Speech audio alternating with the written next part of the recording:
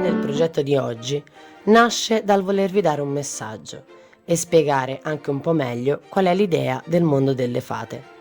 Anche la cosa che sembra più inutile, come il guscio delle noci che avete appena mangiato e state per buttare, con un po' di creatività e immaginazione può ottenere nuova vita diventando un gioiello o una creazione. Riuscire a creare con ciò che abbiamo intorno a noi, con ciò che la natura ci offre o con ciò che per qualcun altro sono solo scarti. Quindi, prima di buttare qualcosa, riflettete un momento e cercate di capire se esiste un modo per dargli una nuova vita. Come abbiamo fatto insieme in questo video per il guscio delle noci, ma la stessa cosa vale per le bottiglie e i barattoli in vetro, le scatole di latta e molte altre cose che vi ho mostrato nei vari video che ho creato e che vi mostrerò in futuro.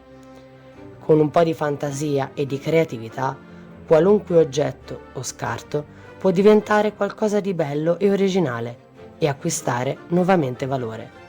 E questo è anche uno dei motivi per cui ho voluto creare questo canale, per aiutarvi per quanto mi è possibile a farvi vedere e darvi delle idee di come utilizzare questi scarti per trasformarli in qualcos'altro. Per concludere, ringrazio mio fratello Marco per avermi procurato tutti questi gusci di noce, con la quale ho realizzato questo meraviglioso progetto. Per concludere, il motivo per cui ho deciso ora di lasciarvi questo messaggio è molto semplice. Mi sono lasciata guidare e ispirare dall'enorme lavoro che stanno facendo mio fratello, il narratore, e mia sorella Amy, voglio utilizzare i nomi che usano all'interno dei loro video, con il canale Il Boschetto dei Sognatori, dove attraverso delle meravigliose e fantastiche fiabe spiegano ai bambini, ma a parer mio anche agli adulti, perché le loro fiabe sono bellissime e interessanti anche per gli adulti, quanto sia importante la salvaguardia dell'ambiente e che tutti dovremmo fare qualcosa, anche se in piccolo, per proteggerlo e salvaguardarlo. Vi lascio il link del canale in descrizione se volete immergervi nel loro mondo di fantasia e, perché no, tornare per un attimo bambini.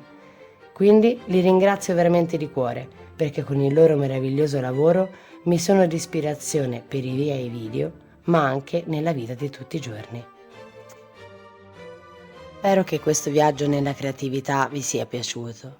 Vi aspetto nel prossimo video e se volete continuare a viaggiare insieme a me in questo fantastico mondo, non perdetevi gli altri video e iscrivetevi al canale se non lo avete ancora fatto.